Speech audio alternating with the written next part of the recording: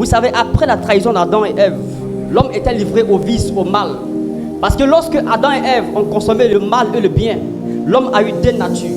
La Bible dit que le salaire du péché, c'est la mort. Ça veut dire que la séparation de l'homme et Dieu. Lorsque l'homme a péché, l'homme est allé loin de Dieu. Parce que le péché nous sépare de Dieu. Quelle que soit ta relation avec Dieu, une fois que le péché entre dans ta vie, il sera obligé de te séparer avec toi. Amen. Et donc lorsque Dieu avait donné ce ordre à Adam, Dieu aimait Adam. Dieu voulait vraiment faire de grandes choses avec Adam. Mais ainsi, Adam n'est pas entré dans le plan parfait de Dieu. Adam est allé hors de la volonté de Dieu. Adam a péché. Mais avant d'abord l'arrivée de Jésus, il y avait des sacrifices qu'on faisait, des offrandes à Dieu, où on tuait des bœufs, on tuait des moutons. La Bible dit que le sang des boucs et des taureaux servait seulement à couvrir le péché, mais n'ôtait pas le péché. Amen.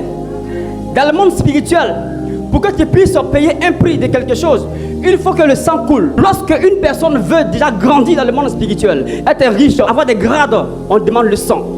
Parce que le sang, c'est la puissance. Amen.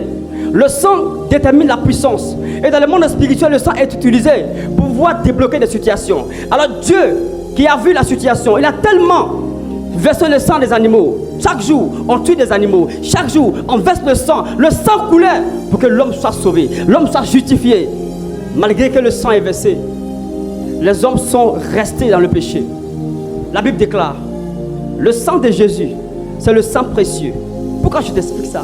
Je dois t'expliquer ça pour que tu puisses comprendre là où tu es quitté. Il nous a rachetés. Pourquoi? Parce qu'on était déjà vendus. Amen. On était vendus. On ne peut racheter celui qui est vendu. Nous étions vendus à Satan. Adam nous a donné cadeau par le péché. La Bible dit, celui qui pêche, il meurt. Adam a péché, il est mort. Alléluia. Mais ce que je veux que tu comprennes ce matin, le sang de Jésus qui a coulé, c'était le sang parfait.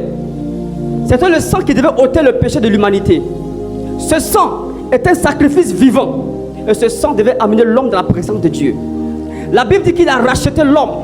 Ça veut dire que lorsque le diable qui avait le culot, la force d'aller dans la présence de Dieu, sans demander la permission de Dieu, il partait dire maintenant, donne-moi mes enfants qui sont dans la prison de Satan.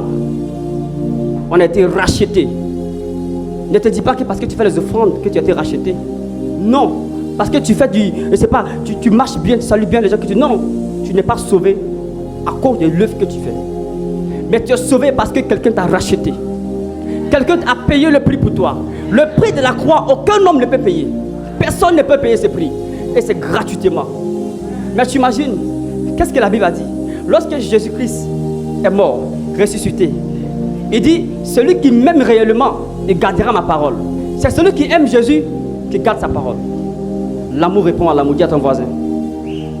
Dis à ton voisin, l'amour répond à l'amour.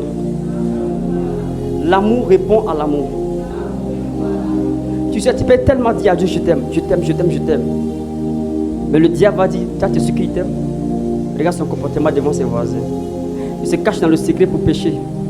Il t'aime, tu sais qui t'aime. Mais devant les gens, la personne dit qu'il t'aime. Mais c'est par amour que moi je peux voir le péché comme Joseph, puis je fuis le péché. Oui, j'ai dit, mais pourquoi je vais pécher contre celui qui m'a racheté? Pourquoi je vais pécher contre celui qui a donné sa vie pour moi? Pourquoi je vais faire du mal à celui? Donc, et si je pêche, c'est comme s'il veut le crucifier 2 fois.